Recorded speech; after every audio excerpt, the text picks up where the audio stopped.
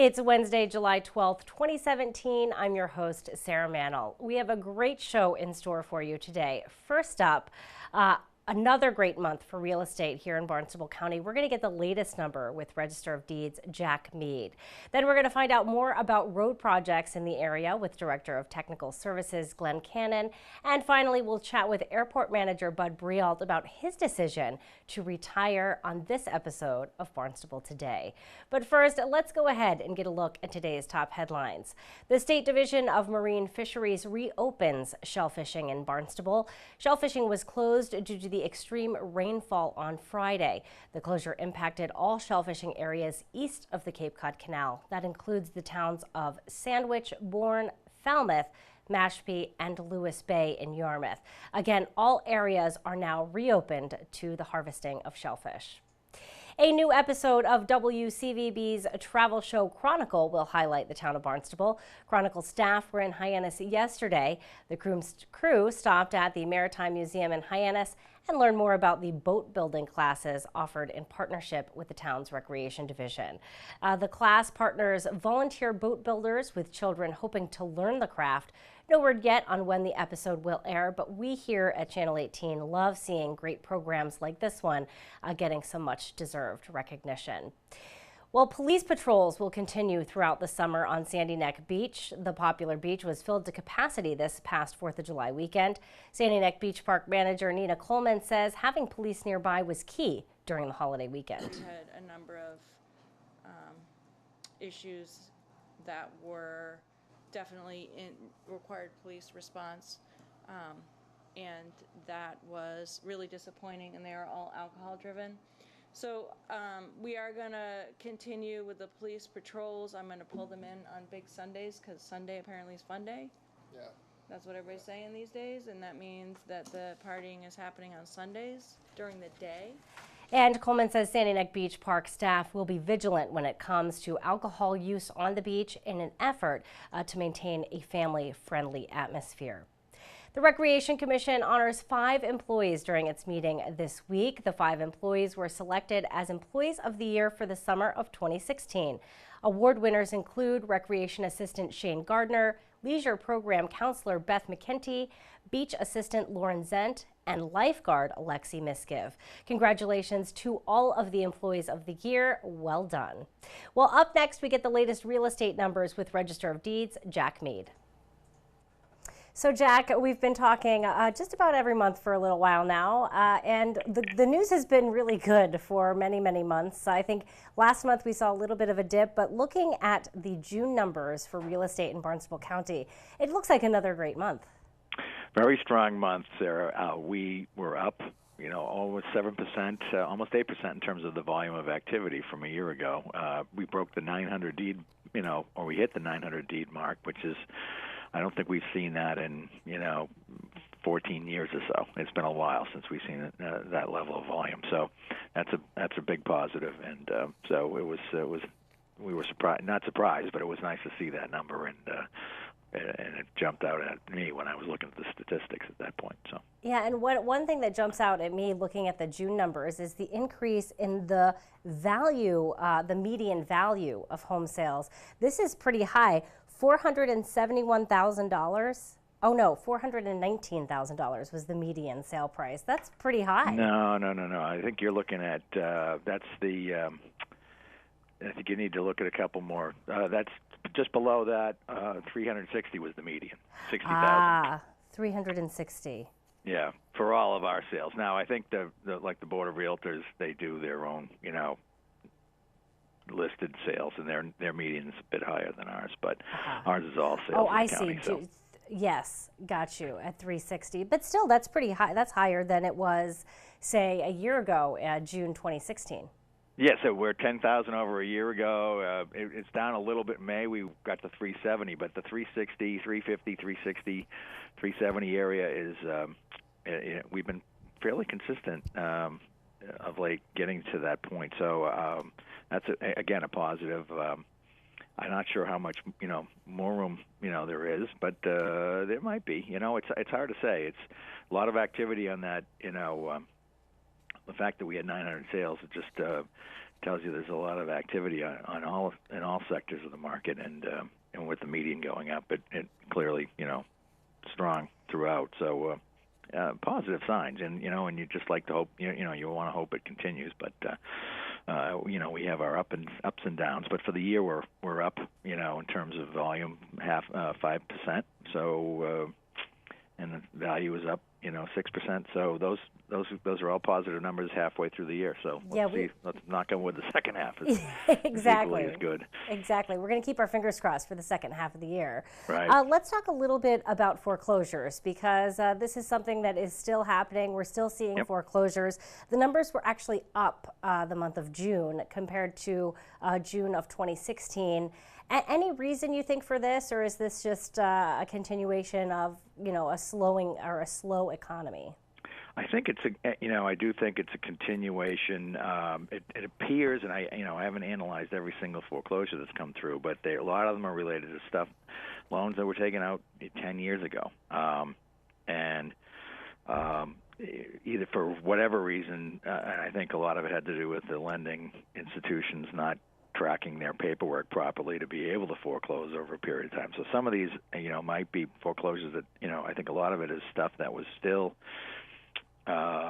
in the pipeline, and they're finally, on the lending side, getting their act together potentially. I think in a lot of cases, people have had obviously setbacks.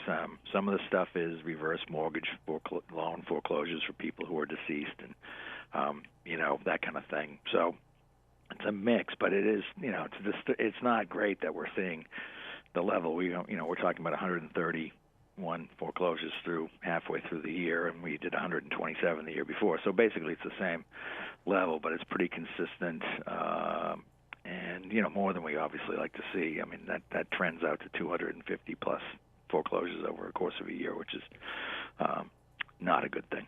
Now, let me ask you this question. We saw the value of sales raise. We saw that percent jump up. So we're doing great in the value or the volume of sales.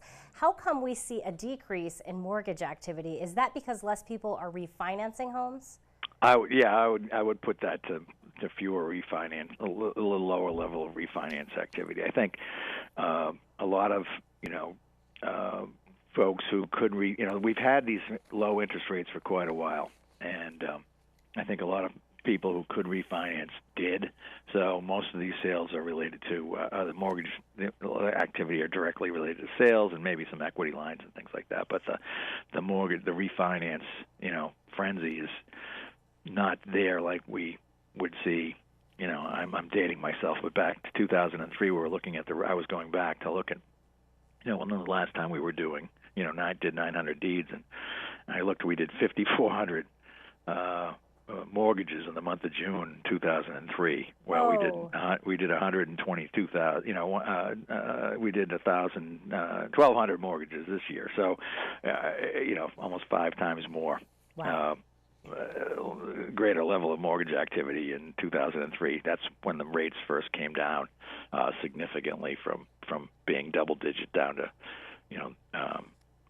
the mid to low single digits, and you saw that activity. But we've been down low for quite a while, so I think that just reduces the mortgage foreclosure. The refinance activity level.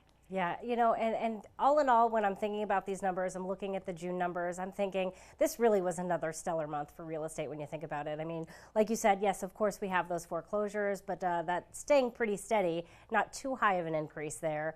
So when you look at this, the volume of sales, that's a great sign, and also that median sale price increase as well, staying strong. So good news for the month of June. It is, and I looked at the year. We have 6 months under our belt of 2017, and when we see that our volume is up 5.5% from a year ago, and our value, is up as well, both individually and total. Those are, positive signs, and they're not crazy numbers. They're just, good, solid numbers that we're seeing, and with luck, we'll keep hopefully going. Things will keep up on that rate. So now, how does the real estate market go? We know we see an increase in activity in the summertime, the springtime. What happens once we start hitting that fall season? Well, our 2 busiest quarters are April, May, June, and then the October, November, December. So people late September. So people aren't as active in the summertime. They're going to the beach if they can help it, But they start getting active in late August and September, looking at properties again, and we start to see those sales build in the as the year comes to a close. And again, the same thing. They start looking in the late winter months, and that's why we're quite busy on. In the spring. So summer, our volume will be down in July and August. There's no question compared to June. But the question is how much, and but it's expected. It's just a matter of we're keeping up. That's why we track month to month that way. Awesome. Well, great. Thanks for checking in with us. We really appreciate it, and of course, I look forward to chatting with you again next month. All right, Sarah. Look forward to it. Talk to you soon. Bye bye. Our guest today, Register of Deeds, Jack Mead. Now we'll find out more about road projects in the area with Director of Technical Services, Glenn Cannon. So Glenn, the governor was recently in town. This, of course, for the Cape Cod Rail Trail. Tell me a little bit about this. Correct. So recently we've been working with MassDOT to extend the Cape Cod Rail Trail. Right now we're working really towards the west, where it terminates in Dennis. Working through Dennis and then into Yarmouth, already under construction. Almost complete. Again, unfortunately, I would say the Bass River crossing had a few environmental concerns they needed to address, so it got delayed a little bit. Going to be another year for that to happen. But when that's done, we'll be all the way into Yarmouth. Have discussions with Yarmouth into Barnstable, so it's going to be coming right into Barnstable to Mary Dunn Road. And then also working with the town of Sandwich from Route 130 to Exit 4. So we'll have a little gap in the middle, but a big section of Cape Cod Rail Trail extension. And the governor came down to kick it off, to kind of bless it, to give his approval for that section going forward. We're still working with MassDOT to extend it to the east.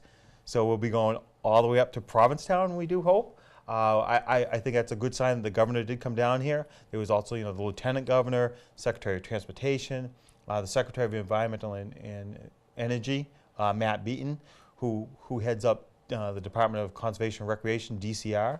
They've been a great partner with us also, helping us take care of the maintenance of the Cape Cod Rail Trail and to make sure that the Cape Cod Rail Trail looks like one entity as it goes from town to town to town, so it doesn't have a different look or a different feel. I think that's very important for the region, to make it look continuous throughout the town. So a great event. We were very pleased with it. Yeah, very exciting. Like you said, always nice to have a lot of state support behind a project like this, because that's really how you're going to see it get completed.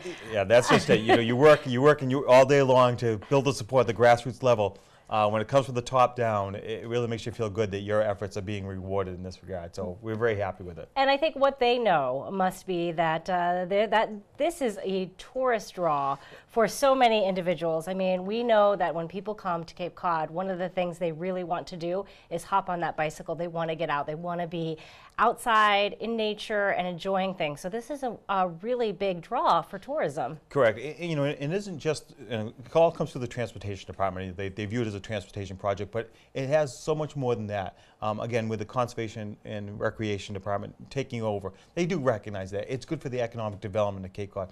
It's also good for the health department. I was surprised the Secretary of Health and Human Services didn't come down also, because they're really trying to coordinate transportation and health more and more into these projects, because they want people to get out and to walk, bike, exercise, and people need a safe place to do that. So that's one thing great about the Cape Cod Rail Trail also, and I think it's another thing that's great about Cape Cod. You see it all the time. The weather becomes nice, people are biking, people are outside more, they need a place to exercise, and I think it's a great facility for them. Wonderful, very exciting. Thinking about the busy 4th of July weekend, Glenn, I saw a lot of cars on the road, which is a really good sign, I think, for our economy here.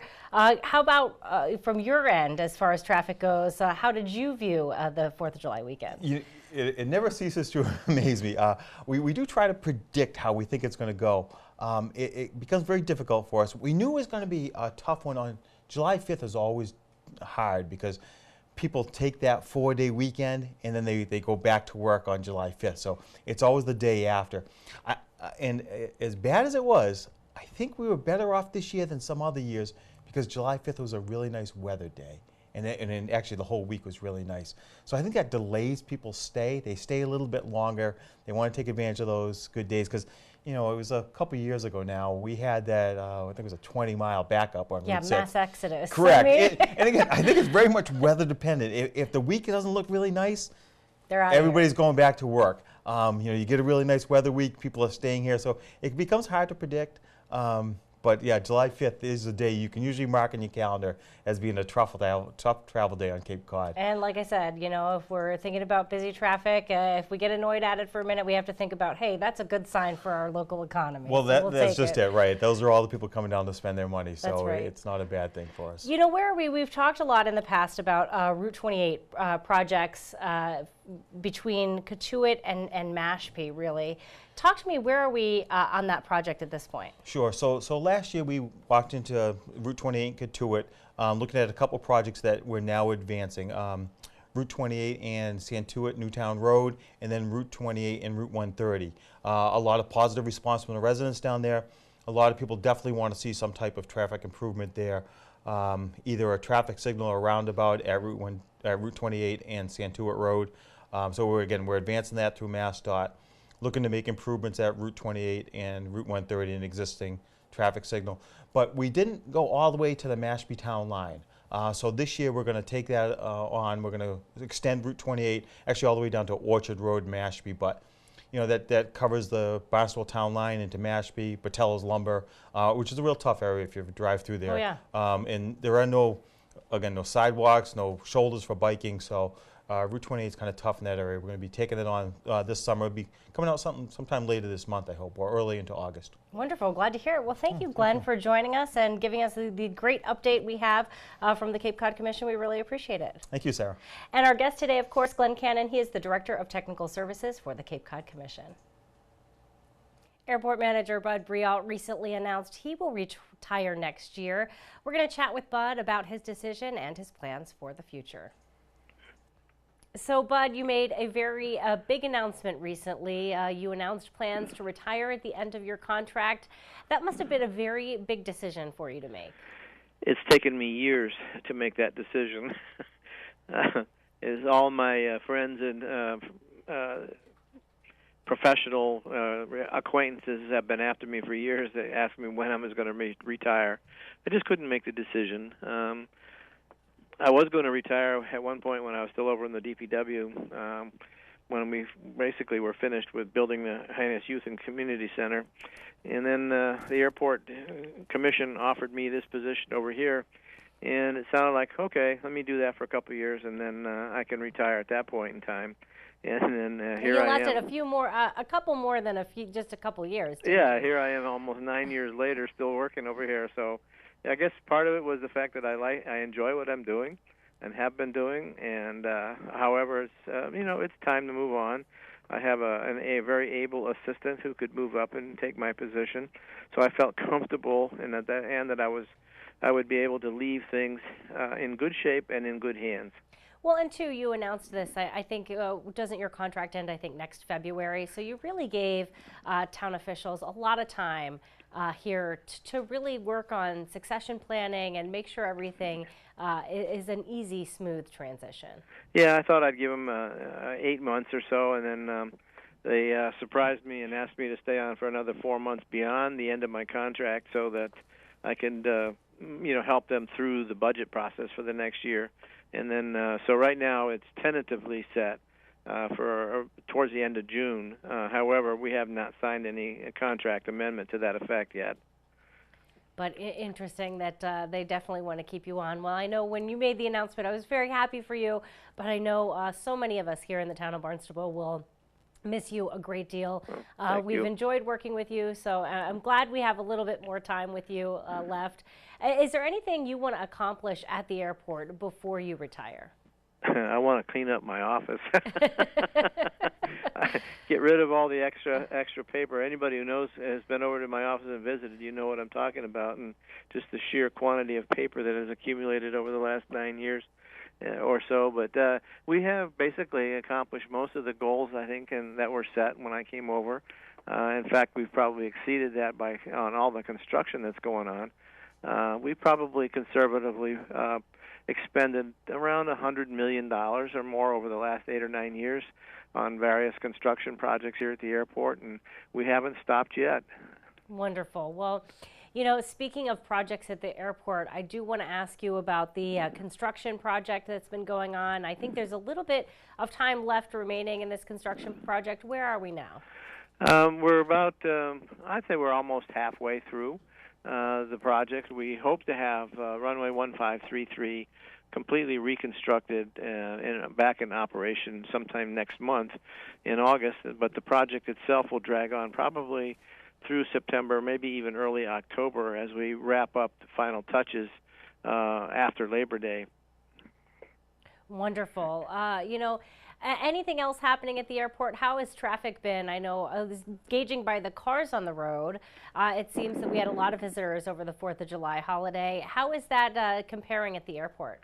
We were very busy. I think that for the first time in about a year, I judge a lot of things here by how full the parking lot is. And we actually went into overflow parking over the 4th of July weekend, which was a good sign, which means that our airport, you know, our parking lot was full, and we were having a lot of passengers flying over to the islands from here. And certainly the private, corporate, and jet traffic has been fantastic. So, which means that business is up. And so that's a good sign. Yeah, we like to hear that. Definitely good news. Well, thank you for joining us today. Again, congratulations on that big announcement. We're glad that you are going to get to retire, but we're also glad that we have a little bit more time with you, and you'll be around through the next budget cycle. I appreciate that very much, Sarah. Thank you so much. Have a good one, Bud. All right, take care. Bye-bye. Bye. Our guest today, Airport Manager Bud Brialt. Now let's find out what's happening around town in today's community calendar with Megan Mamlock. The Hyannis Public Library invites the public to hear Deborah Swiss talk about her book, The Tin Ticket, The Heroic Journey of Australia's Convict Women. The book talk will be held tonight at 6 p.m. and is free to the public. Looking for a fun Wednesday night? An event for free? The Hyannis Harbor Hawks Cape League baseball team has a home game against the Cotuit Kettleers at 6 p.m. at McKean Park.